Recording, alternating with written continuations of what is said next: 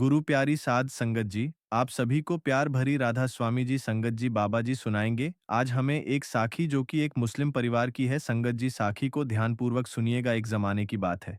नूराबाद नामी कस्बे में एक मालदार ताजिर फरीद अपनी बीवी के साथ रहता था। अल्लाह ने उन्हें एक ही बेटा दिया था।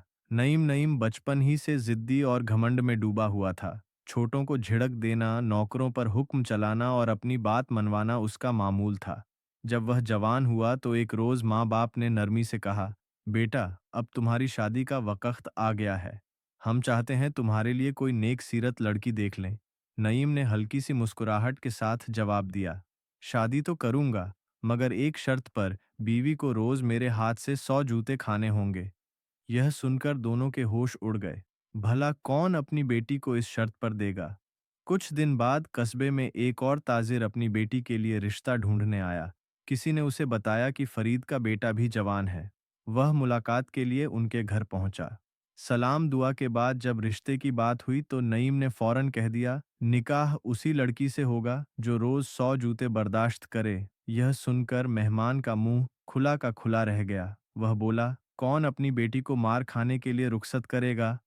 वह यह कहकर उठा और घर वापस चला गया। घर पहुंचकर उसने बीवी को सारी बात सुनाई तो बीवी ने कहा, बेहतर किया जो तुमने इनकार कर दिया। लेकिन उनकी बेटी आलिया यह सब सुन रही थी। वह तालीम याफ्ता और ज़हीन लड़की थी। अचानक बोल पड़ी, अब्बा जान, मैं उसी नईम से निकाह करना चाहती हूँ। माँ बाप हैरान रह गए। बेटी, तुम यह क्यों चाहती हो? वह तो तुम्हें रोज 100 जूते मारेगा। मगर आलिया जिद पर अड़ गई, मेरा फैसला पक्का है, आप निकाह करवा दीजिए। बाप ने लाख समझाया मगर वह न मानी। आखिरकार वह दोबारा फरीद के घर गया और कहा, अगर जहेज या दौलत चाहिए तो हम हाजिर हैं, शर्त बदल दो। नईम ने संजीदगी से कहा, ना एक पैसा चाहिए ना कोई माल, शर्त वही रहेगी। मजबूर होकर रिश्ता तय हो गया। शादी के दिन बारात पहुंची और आलिया दुल्हन बनकर नईम के घर आ गई। ससुराल में उसका पुरतापाक इस्तकबाल हुआ। माँ ने नजर उतारी और दुआएं दी। रात को संगत जी आलिया कमरे में बैठी शौहर का इंतजार कर रही थी कि नईम आया, जूता उतारा और बोला, सर आगे करो, आज के 100 जूते बाकी हैं। आलिया ने मुस्कुराकर कहा, देखिए, 100 जूते मारने हैं तो शौक से मारिए, मुझे कोई ऐतराज नहीं। मैंने सब कुछ जानकर ही आपसे निकाह किया है, सो डरने वाली बात नहीं। लेकिन एक सवाल का जवाब जरूर दीजिए। मेरे माँ बाप ने मुझे जन्म दिया, पाला पोसा, तालीम दी, इतना झेज दिया, मगर आज तक एक जूता भी नहीं मारा। आप किस हक से मारेंगे?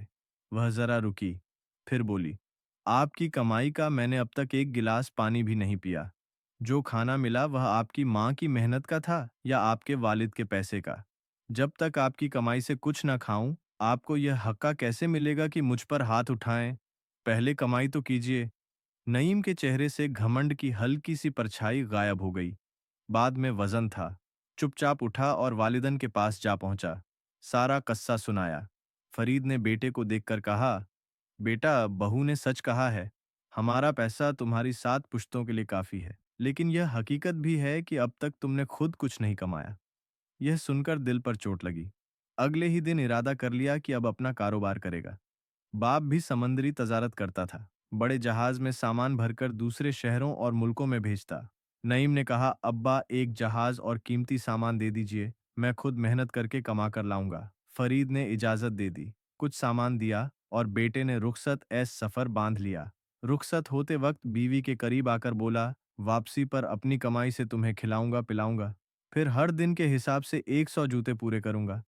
आलिया ने मुस्कुराकर कहा, ठीक है, जब लौट कर आओगे तो सर झुका हुआ पाओगे। नईम जहाज में सवार हुआ, घमंड भरी मुस्कुराहट के साथ। माँ बाप भी दिल में दुआ कर रहे थे कि शायद यह सफर बेटे को बदल दे। कई दिन का सफर तय करके एक बंदरगाह पर जहाज रोक दिया। लंगर डाला, थोड़ा आगे शहर की तरफ निकल गया। रास्ते में एक शख्स नजर आया, हाथ में लाठी, एक आंख पर सब पट्टी बंधी हुई। करीब आकर बोला, अच्छा, इस बार तुम आए हो, तुम्हारे वालिद नहीं आए? नईम चौंक गया। यह कौन था जो उसे पहचानता था? बोला, मैंने तुम्हें कभी नहीं देखा, साफ साफ बताओ तुम कौन हो? वह शख्स आहिस्ता से बोला, पिछली बार तुम्हारे वालिद आए थे, मुझे पैसों की जरूरत थी। मैंने अपनी एक आंख उनके पास गिरवी रखी और 500 अशर्फियां ली। वह एक आंख वाला शख्स बोला, मुझे परवाह नहीं कि तुम हो या तुम्हारे बाप, मुझे तो बस अपनी आंख वापस चाहिए। यह लो, अपने 500 सिक्के और मेरी आंख लौटा दो। नईम चौंक गया। मेरे पास तो कोई आंख नहीं और ना ही मेरे वालिद ने तुम्हारे बारे में कभी बताया। फिर आहिस्ता से कहा, अभी तो यह मुमकिन नहीं। अगली बार आऊंगा तो आंख साथ ले आऊंगा। फिलहाल कुछ रकम लेकर मामला खत्म कर दो। वह शख्स बोला, ठीक है, अभी 500 दे दो, बाकी वादा याद रखना। रकम लेकर वह गायब हो गया। नईम ने सुख का सांस लिया। चलो, कम से कम बड़ी मुसीबत से बच गया। उसी सोच में शहर के दरवाजे में दाखिल हुआ ही था कि सामने से एक आदमी बैसाखियों के सहारे लंगड़ाता हुआ आता नजर आया। करीब आते ही बोला, हाँ तो इस बार तुम आए हो, तुम्हारे वालिद नहीं आए। फिर तंजिया हंसी हंसकर कहा, बड़े तेज निकले तुम्हारे बाप। मेरी एक टांग गिरवी रखी हुई है उनके पास, और अब तुम्हें भेज दिया। नईम की पेशानी पर शिकने पड़ गई। ये तुम कैसी बात कर रहे हो? मुझे तुम्हारी टांग के बारे में कुछ इल्म नहीं। वह आदमी ठंडी सांस लेकर बोला, पिछली बार तुम्हारे वालिद आए थे, उस वक्त मुझे पैसों की जरूरत थी। मैंने 500 के बदले अपनी टांग गिरवी रखी। अब मेरे पास पैसे हैं। यह लो और मेरी टांग वापस दो। नईम के लिए यह सब नाकाबिल ए यकीन था। क्या वाकई कोई टांग भी गिरवी रखता है? लेकिन क्योंकि बाहर की दुनिया पहली बार देख रहा था, उसने ज्यादा सवाल नहीं किए। अभी तो मेरे पास तुम्हारी टांग नहीं, अगली बार लाऊंगा। फिलहाल रकम ले लो और बात खत्म करो। वह भी 500 लेकर चलता बना। नईम बाजार के बीच पहुंच चुका था। इर्द गिर्द के दुकानों और सामान को देखते हुए सोच रहा था कि यहां से क्या खरीद कर ले जा सकता है और किस चीज की तिजारत फायदेमंद होगी। उसी दौरान उसकी नजर एक घर के दरवाजे पर खड़ी एक औरत पर पड़ी। वो औरत बड़ी गौर से नईम को देख रही थी। नईम की रफ्तार सस्त हो गई। वो औरत इतनी हसीन थी कि देखने वाला पलक झपकना भूल जाए।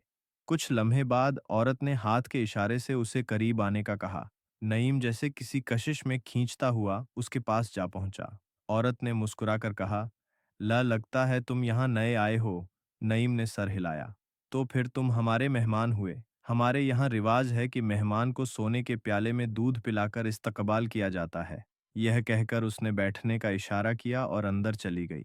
थोड़ी देर बाद वह एक सोने के प्याले में भरा दूध ले आई। नईम ने रिवाज समझकर प्याला एक ही सांस में खाली कर दिया। जैसे ही उसने प्याला जमीन पर रखा, एक बिल्ली अचानक दौड़ती हुई आई। प्याला मुंह में दबाया और सीधी नईम के जहाज की तरफ भाग गई। बिल्ली ने प्याला जहाज के अंदर छुपा दिया और फौरन वापस लौट गई। नईम को इस चालाकी का जरा बराबर इल्म ना हुआ। जब वो जाने के लिए उठा तो औरत ने कहा, जाते जाते मेरा सोने का प्याला तो वापस कर दो।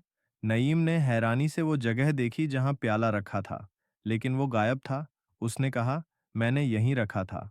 औरत ने तंजिया मुस्कुराहट के साथ कहा, नहीं, तुमने उसे अपने जहाज पर रखवा दिया है। दोनों की बहस बढ़ती गई और देखते ही देखते लोग जमा हो गए। औरत ने कहा, 50 सोने के सिक्के दे दो और यह बात खत्म, वरना मैं शोर मचा दूंगी। नईम ने इनकार कर दिया, मैं क्यों दूं जब मैंने चोरी की ही नहीं। इतने में कोतवाल वहां से गुजरा। बात सुनकर उसने नईम को पकड़ लिया और सीधा बादशाह के दरबार में ले गया। बादशाह ने औरत की बात पर यकीन करके नईम का जहाज जब्त कर लिया और 6 माह की कैद की सजा सुना दी। 6 माह कैद काटने के बाद नईम जब बाहर आया तो उसके पास कुछ भी नहीं बचा था। खाली हाथ, गरीब और बेसहारा वो सड़कों पर भटक रहा था। उसी दौरान उसकी मुलाकात एक शख्स से हुई। उसने पूछा, तुम कौन हो और यहाँ क्यों फिर रहे हो? नईम ने अपनी पूरी कहानी सुनाई। सुनकर उस शख्स को तरस आया और कहा, यह जगह ठग नगर है। जो एक बार फंस जाए उसका निकलना मुश्किल है। अगर रहने की जगह नहीं तो मेरे साथ रहो। मैं गाना गाकर रोजी कमाता हूँ। तुम औरत का भेष भरकर नाच लेना।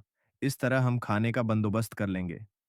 नईम के पास कोई और रास्ता ना था, इसीलिए उसने हाँ कर दी। दोनों ने नाच गाने का सिलसिला शुरू किया और यूं 8 माह गुजर गए। इधर नईम की बीवी इंतजार करती रही।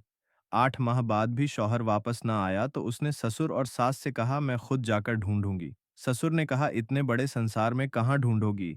उसने जवाब दिया, शौहर मेरी वजह से गया है, वापस भी मैं ही लाऊंगी। आप मुझे 5 पानी के जहाज और थोड़ा सा धन दे दें। ससुर ने 5 जहाज और कीमती जवाहरात दिए और दुआ देकर रुखसत किया। बीवी ने मर्दाना भस बनाया और ससुर की नसीहत पर 5 वफादार आदमी और एक प्रशिक्षित कुत्ता साथ ले लिया। 4 दिन सफर के बाद जहाज एक बस्ती के करीब रुका। उसने आदमियों से कहा, मुझे लगता है वो यहीं है। तुम सब जहाज पर रहो, मैं अकेली देखती हूँ। उसी वक्त एक आंख वाला आदमी आकर बोला, बेटा, इस बार तुम्हारे पिताजी नहीं आए। पिछली बार उन्होंने मेरी एक आंख 500 रुपये में गिरवी रखी थी। अब तुम आए हो तो अपनी आंख वापस कर दो। यह लो 500 रुपये। बीवी ने देखते ही समझ लिया कि यह शख्स ठग है और यह जगह ठग नगर है। उसको शक हुआ कि शायद नईम भी यही कहीं फंस गया हो। उसने साथियों को आंख के इशारे से कहा, भाइयों, काका की आंख जहाज पर ही है, जाकर ढूंढ लाओ। आदमियों ने थोड़ी देर ढूंढने का ढोंग रचाया और फिर कहा, हुजूर, आंख का जोड़ नहीं मिल रहा। उसने फौरन कहा, तो ऐसा करो, उसकी दूसरी आंख भी निकाल लो और जहाज पर ले जाकर मिलाकर देखो। यह सुनकर एक आंख वाला आदमी हाथ जोड़कर गिड़गिड़ाने लगा, मुझ पर रहम करो, दूसरी आंख मत निकालो, मुझे कोई आंख नहीं चाहिए। यह कहकर वो दौड़ लगाता हुआ गायब हो गया। साथी ने कहा, हुजूर, यहाँ के लोग बड़े शातिर हैं, हम आपको अकेले नहीं छोड़ सकते। बीवी ने 2 साथियों को साथ चलने का कहा और बाकी 3 को हुक्म दिया कि 4 जहाजों की हिफाजत करें। प्रशिक्षित कुत्ता भी जहाज पर ही छुपा दिया। वो 2 साथियों के हमराह नगर की तरफ चल दी। दरवाजे पर पहुंची तो एक लंगड़ा आदमी आया और बोला, इस बार तुम्हारे पिताजी नहीं आए। पिछली बार मैंने अपनी टांग उनके पास 500 रुपये में गिरवी रखी थी। अब तुम आए हो तो मेरी टांग वापस कर दो और अपने 500 रुपये ले लो। बीवी समझ गई कि यह भी ठग है। नरमी से बोली, हमारे जहाज पर बहुत सी टांगे हैं, पता नहीं कौन सी तुम्हारी है। ऐसा करो, यह दूसरी टांग भी दे दो ताकि जोड़ मिलाकर पहचान सकें। साथियों को इशारा किया कि काका की टांग काट लो। यह सुनकर लंगड़ा घबरा गया और हाथ जोड़कर बोला, रहने दो, टांग नहीं चाहिए, बस जाने दो। एक टांग पर उछलता हुआ भाग निकला। बीवी ने आवाज दी, अरे काका, टांग तो लेते जाओ, पर वह पल में नजरों से ओझल हो गया। बीवी और साथी हंसने लगे। फिर वह आगे बढ़ी और बाजार में पहुंची। बाजार में आगे बढ़ते हुए बीवी ने देखा कि एक हसीन औरत दरवाजे पर खड़ी उसे घूर रही है। उसकी आंखों में ऐसी चमक थी कि कोई भी देखे तो पल भर में महोह हो जाए। इशारे से उसने बीवी को करीब बुलाया। बीवी करीब गई और पूछा, जी क्यों बुलाया मुझे? औरत मुस्कुराकर बोली, लगता है तुम परदेसी हो। हमारे यहाँ रस्म है कि मेहमान को सोने के गिलास में दूध पिलाकर खुशामदीद कहा जाता है। बीवी ने हंसकर कहा, अगर रस्म है तो फिर हम क्यों इनकार करें। वह औरत अंदर गई, सोने के गिलास में दूध भरकर लाई। बीवी ने दूध पिया और गिलास एक तरफ रख दिया। जैसे ही गिलास रखा, एक बिल्ली झपटी और गिलास मुंह में दबाकर भागती हुई जहाज की समझ दौड़ गई। जहाज के करीब पहुंचते ही बिल्ली को वहां मौजूद कुत्ते ने देख लिया और जोर से भौंकने लगा। आवाज सुनकर बीवी के तीनों साथी चौकस हो गए। उन्होंने बिल्ली को भगा दिया, मगर वह गिलास लेकर फिर से उसी औरत के घर जा छुपी। बीवी उठी तो औरत ने कहा, परदेसी, दूध पी लिया, अब मेरा सोने का गिलास दे दो। बीवी बोली, मैंने तो यहीं रखा था, अब कहाँ गया मुझे नहीं मालूम। औरत ने जोर जोर से चलाना शुरू किया, लोगों, ये परदेसी मेरा सोने का गिलास चुराकर ले गई है। बात सुनते ही कोतवाल आ गया। वह बोला, परदेसी गिलास वापस करो। बीवी ने इनकार किया और कहा, मैंने नहीं लिया, चाहे जहाज की तलाशी ले लो। जहाज की तलाशी ली गई, मगर वहां कुछ ना मिला। बीवी ने ललकार कर कहा, अब इस औरत के घर की तलाशी लो, मुमकिन है वह खुद गिलास छुपाकर इल्जाम लगा रही हो। कोतवाल ने घर की तलाशी ली तो पलंग के नीचे बिल्ली गिलास दबाए बैठी थी। यह देखकर कोतवाल ने औरत को गिरफ्तार कर लिया। बीवी ने सुकून का सांस लिया और फिर से शौहर की तलाश में बाजार का रुख किया। चौराहे पर एक आदमी गाना गा रहा था और उसके साथ एक औरत नाच रही थी। करीब जाकर बीवी के दिल ने कहा, यह चेहरा कुछ जाना पहचाना है। साथियों को इशारा किया, इन दोनों को ले आओ। वह लाए गए तो गाने वाला बोला, यह औरत नहीं, ये मेरा साथी है। वक्त की मार ने हमें मजबूर किया कि इस भैंस में नाच गाना करें। बीवी का दिल धड़क उठा। यह तो नईम था, किस्मत का खेल देखो। बीवी मर्दाना भेष में और शौहर जनाना भेष में। बीवी ने पहचान लिया, मगर नईम ने नहीं। वह बोली, मेरे साथ चलो, तुम्हें इससे बेहतर काम दूंगी। नईम राजी हो गया। जहाज पर पहुंचकर बीवी ने उसे नहलाया, जनाना लिबास बक्स में रखा और मर्दाना कपड़े पहना दिए। नईम के चेहरे पर खुशी छा गई, जैसे बरसों का बोझ उतर गया हो। बीवी ने कहा, देखो, मैं तिजारत के लिए 10 दिन के लिए एक जहाज लेकर जा रही हूँ।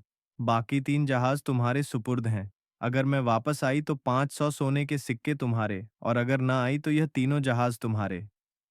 बीवी ने जहाज का सौदा साफ लफ्जों में नईम के सामने रखा। 10 दिन बाद अगर मैं वापस ना आई तो यह तीनों जहाज तुम्हारे। खाने पीने और रहाइश की फिक्र ना करो, सब जहाज पर ही मैस्सर होगा। नईम के लिए यह एक सुनहरी मौका था। उसके दिमाग में फौरन हिसाब चलने लगा। अगर वह लौट आई तो 500 सोने के सिक्के, और अगर ना आई तो तीनों माल से भरे जहाज मेरे। उसने बिना सोचे समझे हाँ कर दी। बीवी अपने साथियों के साथ रवाना हुई और घर पहुंचकर अपने वालिदैन को बताया कि वह अपने शौहर को ढूंढ लाई है। घर में खुशी की लहर दौड़ गई। उधर नईम जहाज पर मजे से दिन गुजार रहा था। 10 दिन बीत गए, फिर 12 और बीवी वापस ना आई। उसने सोचा, अब ये जहाज तो पक्के मेरे हैं। 4 दिन का सफर तय करके वह बंदरगाह पहुंचा। उसके वालिदैन ने खबर सुनते ही बाजे गाजे के साथ इस्तकबाल किया। गले मिले, दुआएं दी, खुशियां मनाई। घर पहुंचते ही नईम ने पुराना हिसाब किताब निकाला। मैं इतने दिन घर से दूर रहा, हर दिन के हिसाब से कितने जूते बनते हैं। हिसाब मुकम्मल करके जूता हाथ में पकड़ा और बीवी के पास जा पहुंचा। सीना तान कर बोला, तुम्हारे बाप ने 9 साल में इतना नहीं कमाया होगा जितना मैंने 8 महीने में कमा कर लाया हूं। बीवी हंस पड़ी। नईम की भें तन गई। क्यों हंस रही हो? सर आगे करो, जूते खाने का वक्त हो गया है। बीवी ने सुकून से कहा, जूते तो मैं नहीं खाऊंगी। नईम झला उठा। क्यों? अपने वादे से मुकर रही हो? बीवी ने तेज लहजे में कहा, यह दौलत वाकई तुमने कमाई है या किसी ने खैरात में दी है? यह सुनकर नईम का दिल बैठ गया। इसे सब कैसे पता चल गया? वह घबरा गया। बीवी अंदर गई और एक बक्सा निकाल लाई। बक्सा खोला तो अंदर वह जराना कपड़े पड़े थे जो नईम ने चौराहे पर नाचने के लिए पहने थे। नईम का चेहरा लाल हो गया। बीवी बोली, जिस सौदागर ने तुम्हें इस जिल्लत से निकाला वह मैं ही हूँ। जिन जहाज़ों की निगरानी तुमने की वह मेरे हैं। नईम का गुरूर लम्हों में टूट गया। हाथ जोड़कर बोला, खुदा के लिए इस बात को यहीं रहने दो। किसी को मत बताना कि मैं किस हाल में था। संगत जी, बीवी ने शरारत से कहा, तो फिर 100 जूते नहीं मारोगे जनाब? नईम माजी से बोला, नहीं, बल्कि अगर चाहो तो रोज मार लेना। बस यह राज किसी पर ना खोलो। यूं दोनों ने हंसकर एक दूसरे को माफ किया और अपनी नई जिंदगी मोहब्बत और सुकून के साथ गुजारने लगे। तो संगत जी, आपको यह साखी कैसी लगी? हमें कमेंट बॉक्स में ज़रूर बताएं। अगर आप हमारे चैनल पर नए हैं तो हमारे चैनल को लाइक और सब्सक्राइब कर दीजिएगा। राधा स्वामी जी।